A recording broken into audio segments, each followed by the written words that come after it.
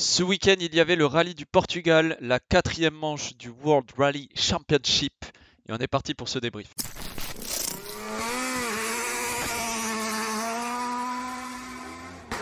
Salut à tous les gars, j'espère que vous allez bien, c'est NFG. Aujourd'hui du coup on se retrouve pour un nouveau débrief WRC. Donc ce week-end il y avait le rallye du Portugal en même temps que la manche du championnat de France Tarmac. Et pour ce rallye du Portugal du coup on avait la chance d'avoir à nouveau Lub et Ogier. Donc ça promettait que du beau. Et voilà, donc on est parti pour ce débrief, il s'est passé pas mal de choses et let's go. Du coup, on va aborder le premier point qui est Lub et Ogier, le retour après une magnifique bataille au Monte Carlo. On en a déjà parlé dans mes précédents débriefs. Voilà, Lub et Ogier étaient de retour sur de la terre. C'était la première fois qu'ils roulaient avec la voiture sur cette surface.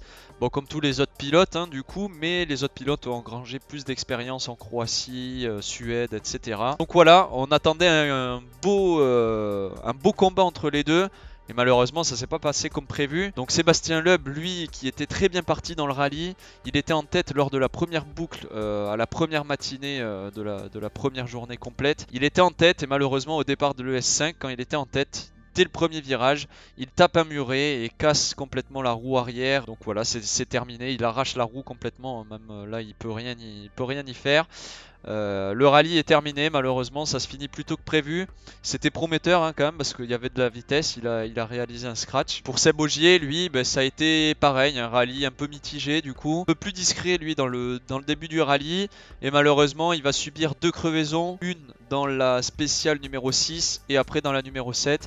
Ce qui fait qu'il doit se retirer du rallye puisqu'il avait plus de roue de secours. Il repart en super rallye. Pirelli une nouvelle fois redistribue les cartes du rallye, c'est clairement pas normal franchement. Donc il repart en super rallye et dans le S12 il part à la faute, il va se poser contre un arbre. Pas un très bon rallye pour Sébastien Ogier. La chance du vainqueur l'a quitté visiblement malheureusement. Déjà au Monte Carlo il a été malheureux avec cette crevaison. Et là, une nouvelle fois, un rallye qui a été plutôt compliqué. Il a réussi à arriver à l'arrivée, mais voilà. Pas flamboyant, mais c'est dommage. Ça promettait beaucoup d'engouement et malheureusement, ça se termine pas comme on l'aurait souhaité. Pour le deuxième point, on va parler de Hyundai. Hyundai qui est toujours à la ramasse, voilà, c'est le mot qu'il faut employer. Neuville subit encore des problèmes sur sa voiture. Voilà, c'est dans la spéciale numéro 8, enfin dans la liaison avant la spéciale numéro 8, perd une roue, ça lui casse la transmission du coup. Et voilà, furieux, il était furieux Thierry Neuville. Il était second à ce moment-là du rallye, il réalisait une bonne performance comme d'habitude franchement. Malheureusement, là il passe à la 7ème place et après c'est très difficile de remonter. Donc est-ce que c'est sa conduite un peu sanglier qui fait que la Hyundai casse régulièrement, parce que ça arrive quand même souvent dans ses mains, mais là c'est sur du routier, donc non, vous voyez, c'est que franchement il est dans une spirale on va dire négative. Tanak lui aussi subit des crevaisons, merci Pirelli encore une fois, ça le fait reléguer à la 10ème place. Il arrivera à remonter à la 6ème place pour finir le rallye en réalisant une superbe journée d'ailleurs le dernier jour en réalisant 2 scratchs. C'est encore catastrophique pour Hyundai ce week-end, même si vous allez le voir, Sordo sauve un petit peu le rallye de la marque coréenne. Pour ce troisième point, on va parler du coup des pilotes français et de M-Sport évidemment aussi, puisque Loubet et Fourmeau étaient sur le rallye. Pierre-Louis Loubet aura montré une très belle pointe de vitesse tout au long du rallye. Il termine 7ème au général, il fera quelques petites erreurs qui lui feront perdre du temps, mais voilà, il aura réussi à réaliser le meilleur résultat de toutes les Ford sur le plateau, alors qu'il y en avait beaucoup, il y avait 5 Ford au départ. C'est une très bonne nouvelle pour Pierre-Louis Loubet, lui qui a subi l'année dernière une année plutôt difficile avec sa Hyundai d'ancienne génération. Là voilà, il a un bel outil à pouvoir exploiter, il faut qu'il reprenne confiance. Il arrive à terminer 7ème, c'est pas mal contre des pilotes qui ont roulé vraiment tous les rallyes depuis le début. Il a montré qu'il était rapide et régulier. Et pour Fourmeau, lui, ça a été un peu plus compliqué. Déjà, il subit des crevaisons lui aussi, une nouvelle fois. Mais il avait un rythme plutôt tranquille, normal avec sa sortie du Monte Carlo, les problèmes mécaniques en Suède et sa sortie en Croatie. Il se devait absolument de finir le rallye. C'est chose faite, il a réussi à garder la tête sur les épaules. Voilà, maintenant va falloir retrouver un petit peu de performance. Et après aussi, alors sans parler des Français, mais Breen aussi qui a été plutôt discret.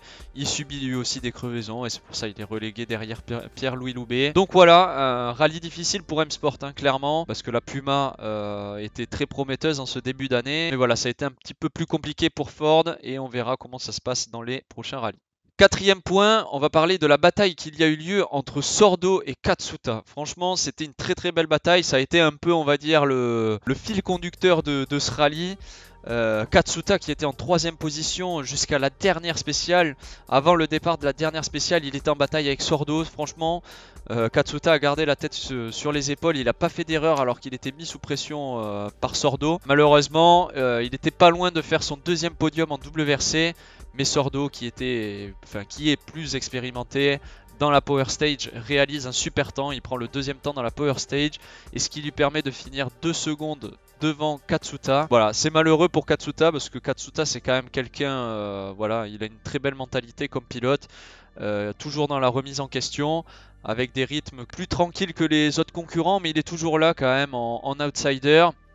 Moi j'aime beaucoup en tout cas sa manière d'être dans les rallyes. Voilà, il a montré qu'il était capable de belles choses. Il lui manque encore ce petit truc, cette petite folie on va dire pour réaliser des gros temps et pouvoir choper plus de podiums et plus de gros points. Et voilà, en tout cas magnifique performance et magnifique bataille entre les deux pilotes. Moi qui aime beaucoup Sordo, Sordo ouais, à chaque fois qu'il est là franchement c'est du beau spectacle. Il prend la 3ème place du rallye.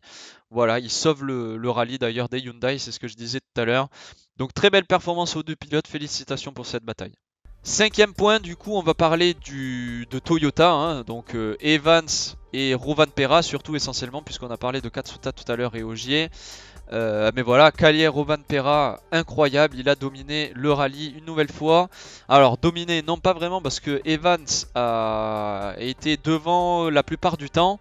Mais voilà, Kalle c'est quand même meilleur performeur avec 8 scratchs dans le rallye contre 6 pour Evans. C'est aussi 3 rallyes d'affilée remportés, c'était pas arrivé depuis 2018, depuis Haute Tanak en 2018. 3 victoires sur 3 surfaces différentes, Croatie, Suède et donc sur la terre maintenant du Portugal. Donc voilà, Kalle Rovanperä, incroyable franchement pour son âge, il performe énormément et c'est surtout que voilà, même avec Ogier et Loeb sur le rallye, il est resté très serein du début jusqu'à la fin. Voilà, il a vraiment une mentalité de gagnant et c'est très prometteur et franchement ça sent très bon pour lui jusqu'à la fin de saison. À voir si voilà, hein, il se met en difficulté dans un autre rallye, ce qui peut redistribuer les cartes. Mais là en tout cas il prend un avantage, c'est certain. Et c'était aussi le retour de Elfyn Evans qui lui était en difficulté depuis quelques rallyes aussi. Voilà, belle performance, il prend la 2ème place Evans sur le podium. Donc ce qui fait que il ramène 2 Toyota sur les 2 premières marches du podium. Hâte de voir ce que ça va donner pour le reste de la saison. J'ai peur quand même que le championnat se termine plus tôt que prévu, on va dire, entre guillemets. Enfin, que le suspense du championnat se termine un peu plus tôt que prévu. Mais en tout cas, c'est mérité parce que Rovanperä est vraiment très très fort cette année. Et enfin, petit point du coup en WRC2 où il y avait Johan Rossel. Il y avait aussi Camilli du coup en français, Camilli qui n'a même pas pu prendre le départ du rallye puisque la voiture n'a pas démarré avant la super spéciale, la première spéciale du rallye. Donc abandon pour Camilli. Et Rossel lui profite de l'erreur de Timo Sunninen dans la dernière spéciale. Timo Sunninen qui a été incroyable en WRC2, il prend 12 scratchs sur les 21 spéciales. Rossel qui lui est resté en outsider tout le rallye, mais au final Sunninen fait une erreur dans la dernière spéciale et c'est Johan Rossel qui remporte le rallye. Johan Rossel, ça promet du très bon franchement. J'espère qu'on le verra au plus haut niveau dans les prochaines années parce que c'est très régulier, très propre, même s'il a réalisé une erreur au Monte Carlo. Ça finit beaucoup de rallyes, ça prend toujours des gros points. Voilà, après sa saison en WRC3 qui a été très très bonne, la saison en WRC2 est très bonne aussi. Ça promet que du bon jusqu'à la fin de la saison. Voilà, j'espère que la vidéo vous aura plu. On se retrouve pour le prochain rallye en WRC en Italie. Le rallye aura lieu du 2 au 5 juin, du coup, en Sardaigne. Donc voilà, n'oubliez pas de liker et commenter la vidéo pour le référencement, ça m'aide énormément. Et évidemment de vous abonner et partager la vidéo. Et moi je te dis à bientôt pour un prochain débrief. Ciao!